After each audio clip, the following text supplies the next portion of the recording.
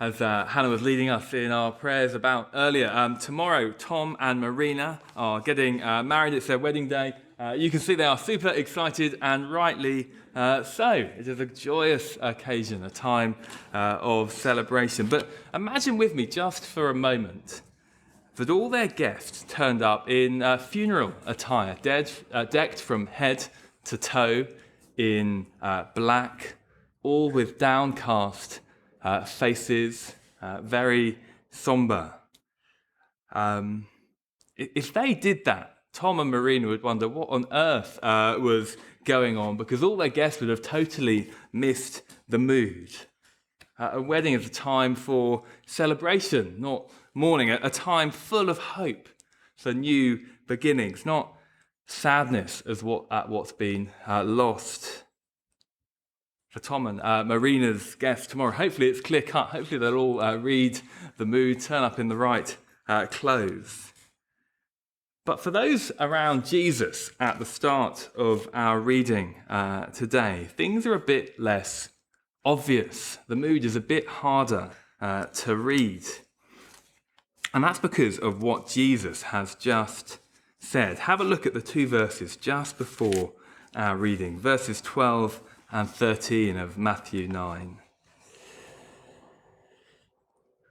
So things will be going on. And on hearing this, Jesus said, "It is not the healthy who need a doctor, but those who are ill.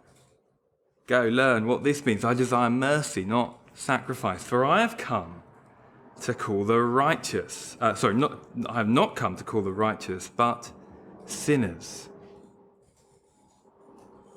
It's not those who are healthy who need a doctor, but those who are ill.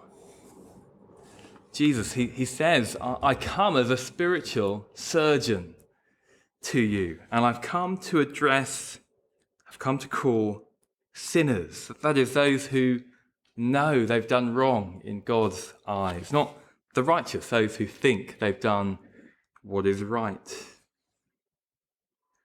And of course, here's the thing about doctors. Sometimes they bring bad news. Sometimes the diagnosis is a terminal one. Sometimes there is no hope. And Dr. Jesus, he's come to call sinners, and facing up to our sins and our shortcomings, that is often a really painful thing to do. And having them exposed by someone else, that can be even worse.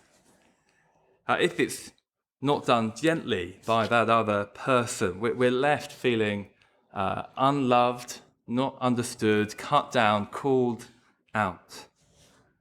And even if it's done well, it can leave us lamenting, it can leave us remorseful. And that's certainly where John's disciples, John the Baptist's disciples, seem to be in verse 14. Have a look at the question they ask there. John's disciples came and asked Jesus, "How is it that we and the Pharisees fast often, but your disciples do not fast?" John's disciples, they're probably fasting once or twice every week as an expression of lament and sorrow and sadness, because they see their sin and their shortcomings. They're wrestling with them. They're sort of sitting under the shadow of death that sin casts over our world. And they're just experiencing that brokenness, and they're longing that God might bring restoration. And so they're fasting, they're praying, they're pleading that restoration might come. But they feel utterly hopeless because they don't know if or when or how that help is going to come to them. But they notice that Jesus' disciples aren't doing any of that. And so they say, well, why not? Why don't you do that? And Jesus responds, verse 15, "How can the guests of the bridegroom mourn while he is with them? The time will come when the bridegroom is taken from them, then they will fast. How can the guests of the bridegroom mourn while he is with them?" Jesus, who says to John's disciples, you have completely misread the room. You've completely missed what it is that I've come to do. You've turned up for a wedding in your funeral garb. He says this isn't a time for fasting, but a time for feasting. It's a time for celebration, not condemnation. A time to look forward to new beginnings, not back to past mistakes. Jesus is here and he announces himself as the bridegroom. He's the one who's bringing the things that we heard of back in Hosea 2 to pass. I didn't get Lucy to read the first half of that chapter, but in the first half of Hosea 2, there's a really tragic description of God's peoples and their sinful rebellion against the Lord. And God, he likens their rebellion to an adulterous affair.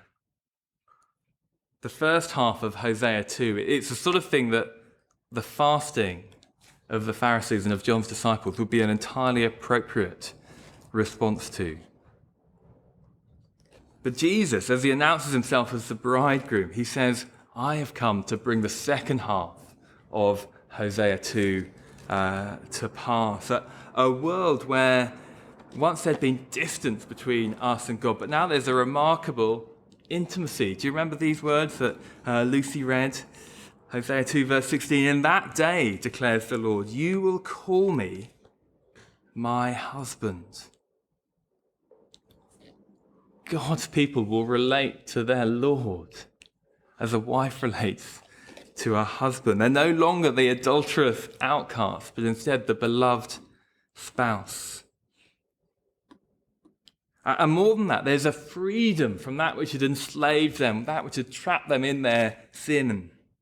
Again, verse 17, God is speaking and he says, I will remove the name of the Baals from her lips, from Israel's lips, from his people's lips. No longer will their names be invoked. You may know the Baals were the gods of the surrounding nation around Israel in Old Testament times. And these Baals and the religious practices of the other nations had captured the hearts of God's people, taking them away from how the Lord would have them live. But not anymore. When the bridegroom comes, says God, they're no longer trapped by those harmful habits. They're liberated to really live. And this commitment that God has for his people has the power to change them. Verse 20 of Hosea 2, I will betroth you in faithfulness, and you will acknowledge the Lord. His faithfulness will completely transform their faithfulness to him. It's the most amazing turnaround. And Jesus says, as he speaks to John's disciples, as he speaks to us today, what the Lord promised to his people then is being fulfilled in my presence now. That old time of helplessness has gone, and the new dawn of hope is here. Now that newness, that's the point of these proverbial sayings in verses 16 and 17 that often have me scratching my head. They're all about recognizing the newness of something, which John's disciples and the Pharisees had completely failed to do with Jesus. Let's have a look. Verse 16, the first one. Jesus says, no one sews a patch of unshrunk cloth on an old garment, for the patch will pull away from the garment, making the tear worse. Our culture is much more wear once, fast fashion than make, do and mend, isn't it? But in Jesus' day, they were firmly in a make, do and mend world. And if you had a garment that was beloved but old and so shrunk a long time ago and it got a hole in it, if you tried to patch it up with a new bit of cloth that hadn't shrunk, As soon as you washed it and the fabric began to shrink, it would pull the threads apart, and suddenly you've got a whole new hole in your clothes. So the garment is just completely ripped again, and the patch is no use and the garment's no use. Why? Because you failed to recognize the newness of the patch, and so you lose out. The hole is now bigger, it's worse. Or verse 17, Jesus says, "Neither do people pour new wine into old wineskins.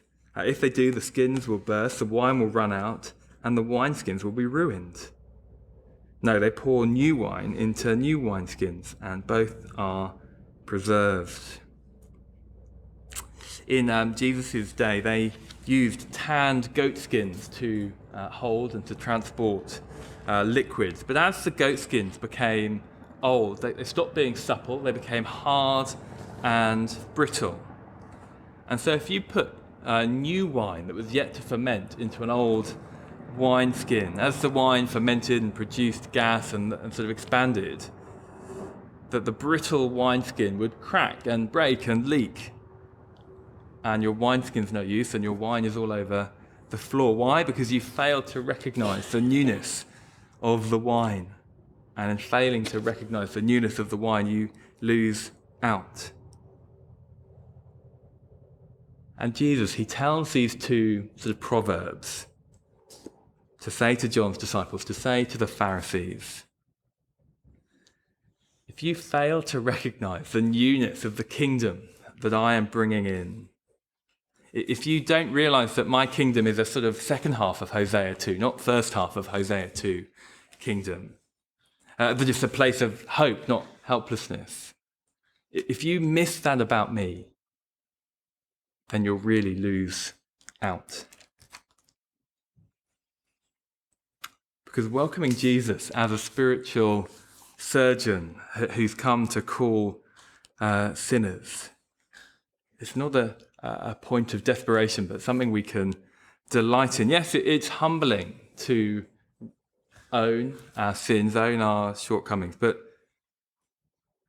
Dr. Jesus has come to heal and transform. So we're not to be despondent at what we're like, but delighted in what our bridegroom is bringing about. This new start that he has come, that he says to us, what's mine is yours, what's yours is mine, as he gives us his perfect life and takes the consequences of our sins and shortcomings upon himself.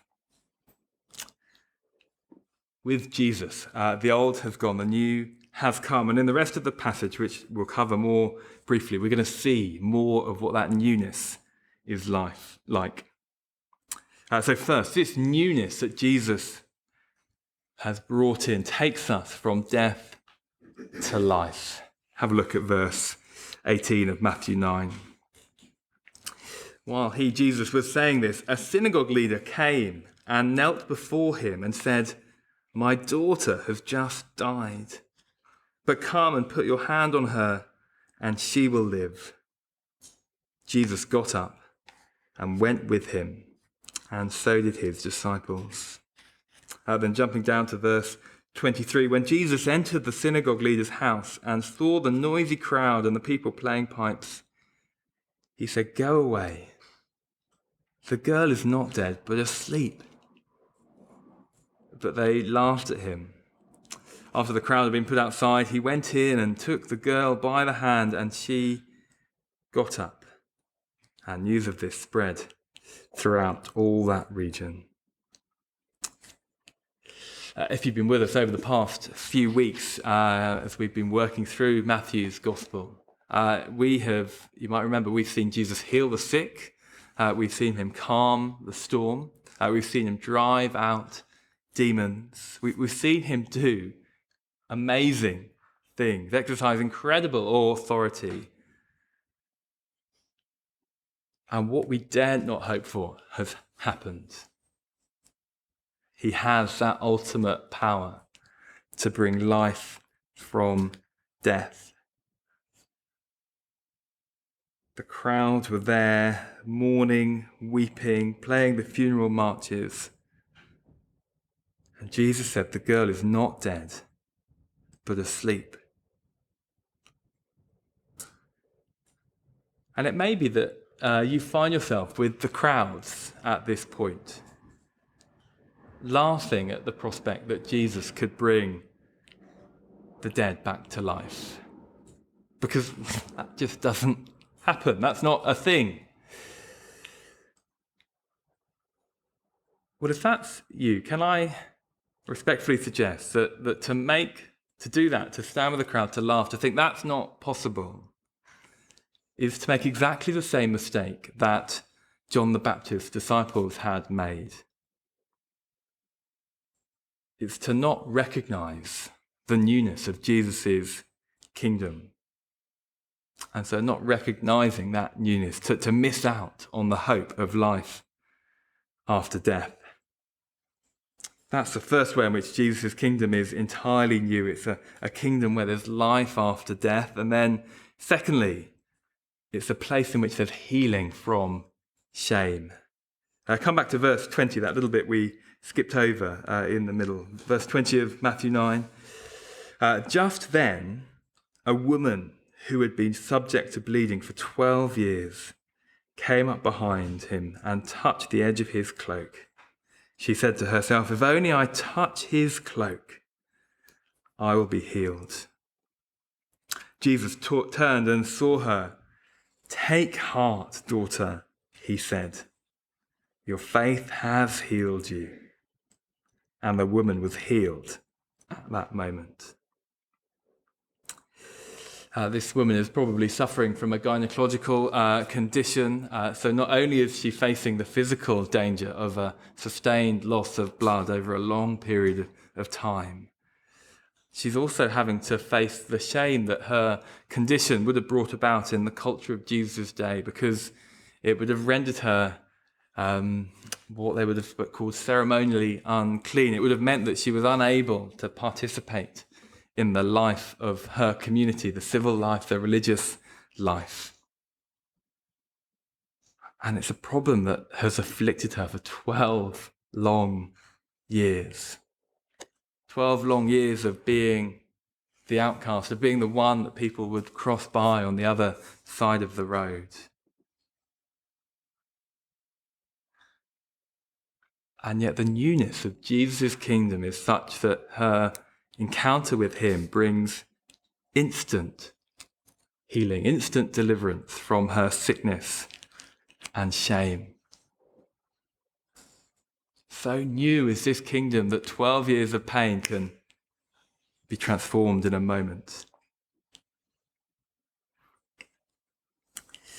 And shame, it's something that is increasingly shaping our culture, isn't it? Whether it's the crushing shame of exclusion that we might feel if we've been ostracized for whatever reason. It's seemingly impossible to recover from. The prospect of being cancelled is so terrifying that many of us just find it so much easier to conform in any way we can to avoid that prospect. And yet Jesus, with his radical inclusion, addresses that shame, dispels that shame, says, I'm bringing in something new. And this lady, she understood that. She got the newness of Jesus' kingdom, that healing from hurt is possible with him. Life from death, healing from shame, and then thirdly, sight from blindness. Verse 27. As Jesus went on from there, 2 blind men followed him, calling out, "Have mercy on us, Son of David." When they'd gone indoors, the blind men came to him, and he asked them, "Do you believe that I am able to do this?" "Yes, Lord," they replied. Then he touched their eyes and said, "According to your faith, let it be done to you." And their sight was restored.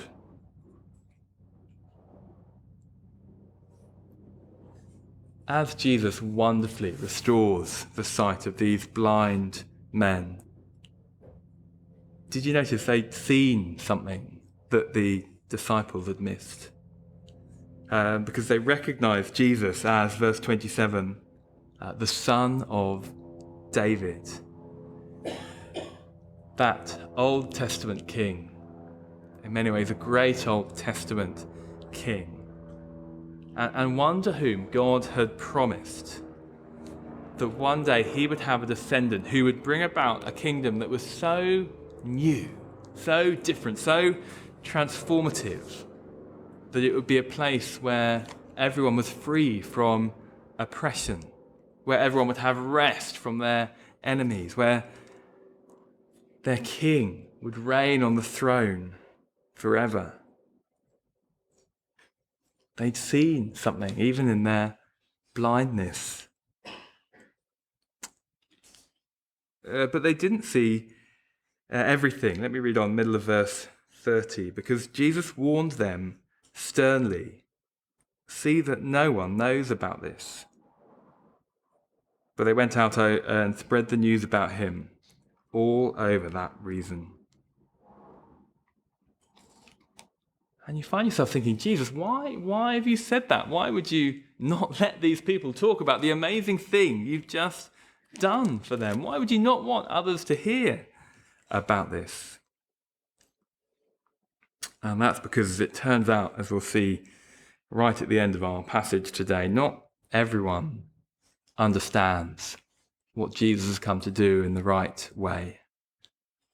Some people, they completely miss the newness of what Jesus is bringing about, and so they completely miss who he is. In fact, let's turn to those verses now. What have we seen? We've seen that the newness of his kingdom means life from death, healing from shame, sight from blindness, and then finally speech from silence. Verse 32, while they were going out, a man who was demon-possessed and could not talk was brought to Jesus. And when the demon was driven out, the man who had been mute spoke. The crowds were amazed and said, "Nothing like this has ever been seen in Israel." But the Pharisees said, "It is by the prince of demons that he drives out demons." We spent a bit of time thinking about the demonic last week, so if you've got questions about that, please do come and talk to me. I'd be happy to have that conversation. But that's actually not what Matthew wants to focus on here, because as this mute man is healed, Matthew spends most of his time on the response of the people to this healing. I don't know if you noticed, this man, he's been mute. He's healed, he's able to speak, and yet none of his words are recorded. We don't know what he said, whether they were whoops for joys or hallelujahs or I love you to loved ones, whatever it may be. There's none of that told, because Matthew focuses in on how the people respond, and we hear what they say. The crowds, they seem to get something of the newness that Jesus is bringing in. Why? They say nothing like this has ever been seen in Israel. This is new, this is different, this is uncharted territory. And yet the Pharisees don't see it, or maybe they don't want to see it. Because there's no denying Jesus' power. The silent are speaking, the blind are seeing. And so they call into question his goodness, his motives. It must be demonic, they say, not divine, firmly rooted in the brokenness of this world rather than speaking of hope in the next.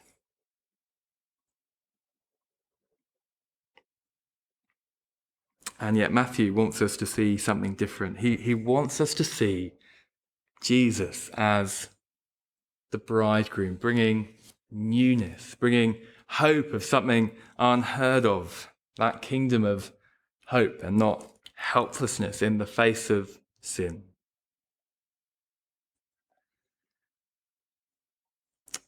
And as this bridegroom comes, just as you need to sort of RSVP to a wedding invitation, so we need to respond to this bridegroom.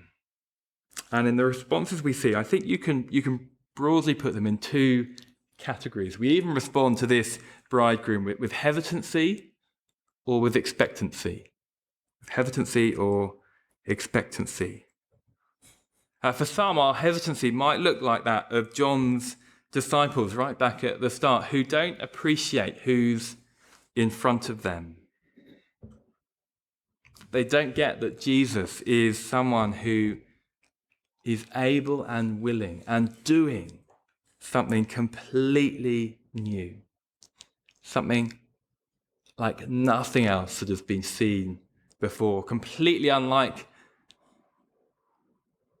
their Jewish practice, completely unlike any of the other religions or philosophies the world has to offer.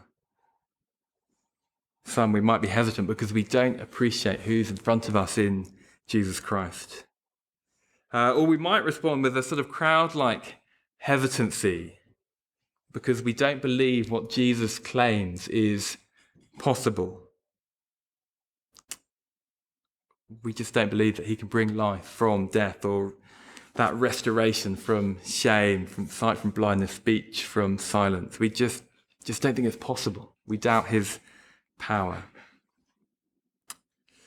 Or we can respond with hesitancy like those Pharisees right at the end of the passage who just don't believe that what Jesus is doing is good. And so we step back rather than move in. As we respond to this bridegroom, we can be hesitant or we can be expectant. Just like that woman who was subject to bleeding right in the middle of our passage. Coming to Jesus with that certain hope of healing and transformation. What was it she said? If I only touch his cloak, I will be healed.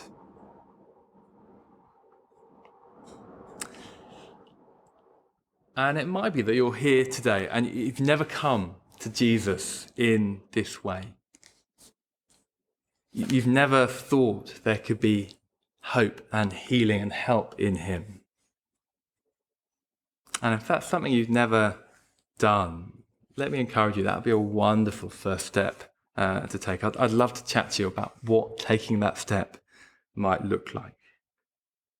But I know that many of us here, probably the majority of us here, have taken that step. And so as we close, I want to speak to you just for a moment. If you find yourself more hesitant than expectant when it comes to Jesus, and particularly when you come to Jesus as the spiritual surgeon, when you come to Jesus because you've been confronted by your sin, and you come to him and you're hesitant about the prospect maybe of forgiveness or maybe about the prospect of change.